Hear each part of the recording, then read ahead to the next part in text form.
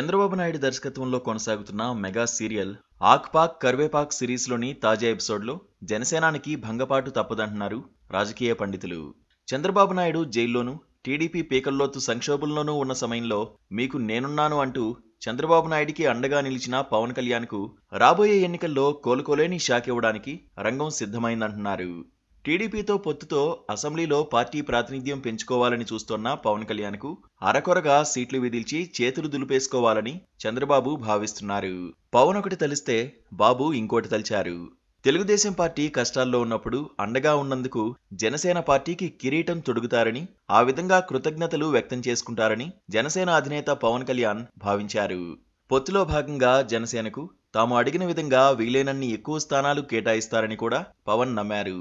అంతేకాదు టీడీపీ జనసేన కూటమి అధికారంలోకి వస్తే పవన్కు ఒకేడాదైనా ముఖ్యమంత్రి పదవి ఇవ్వాలన్న డిమాండ్ను చంద్రబాబు ముందుంచారట. విశ్వసనీయ వర్గాల సమాచారం ప్రకారం జనసేనకు కనీసం 50 నుండి 60 అసెంబ్లీ స్థానాలు, 5 నుండి 8 వరకు లోక్సభ స్థానాలు ఇవ్వాలని పవన్ కోరినట్లు తెలుస్తోంది. తాము అడిగినన్ని సీట్లు ఎలాగో ఇవ్వరు కాబట్టి బేరసారాల కోసం అడిగేదేదో ఎక్కువ స్థానాలే అడిగేద్దామన్నది జనసేన వ్యూహకర్తల యోచనగా చెబుతున్నారు. పవన్ కళ్యాణ్ 50 నుండి 60 స్థానాలు అడిగితే చంద్రబాబు కనీసం 40 నుంచి 45 స్థానాలైనా ఇస్తారు అన్నది జనసేన వ్యూహం. అయితే జనసేనకు 25 సీట్లు కూడా అవసరం లేదన్నది చంద్రబాబు ఆలోచనగా తెలుస్తోంది. అయితే తన మనసులో మాటను చంద్రబాబు బయటపెట్టడం లేదు. తన పుత్రరత్నం అయిన లోకేష్ ద్వారా తన మనసులో మాటను ప్రచారంలో పెడుతున్నారు. టీడీపీ జనసేన పొత్తులో భాగంగా జనసేనకు నామమాత్రంగా మాత్రమే సీట్లు కేటాయించనున్నారని స్పష్టం చేసేశారు లోకేష్.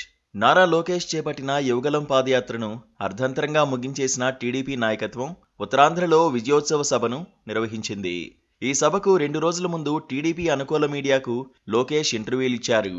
అందులో భాగంగా ఓ ఛానల్ ప్రతినిధితో మాట్లాడుతూ వచ్చే ఎన్నికల్లో టీడీపీ 150 స్థానాల్లో అభ్యర్థులను ఖరారు చేసేసుకుందని స్పష్టం చేశారు.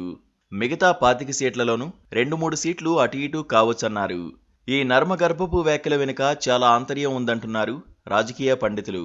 ఒకవేళ తమతో పొత్తుకు బీజేపీ ససేమిరా అంటే జనసేనతో పాటు కమ్యూనిస్టులను కూడా చంద్రబాబు కలుపుకుపోయే అవకాశాలు ఉన్నాయి.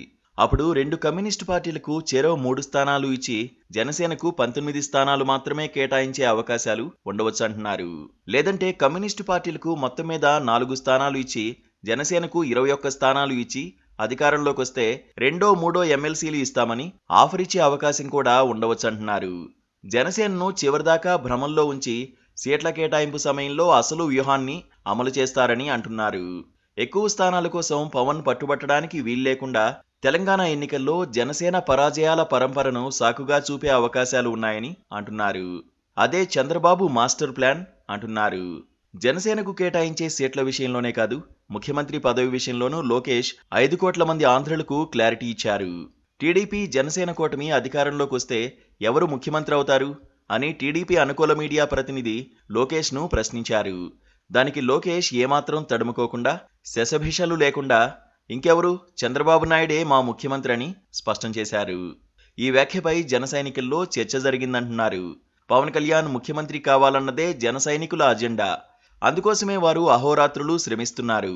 తమ నాయకుడు ముఖ్యమంత్రి అయ్యే అవకాశం లేదు అంటే జనసేన కార్యకర్తలు కానీ, పవన్ అభిమానులు కానీ టీడీపీకి మద్దతిచ్చే ప్రసక్తే ఉండదంటున్నారు రాజకీయ విశ్లేషకులు.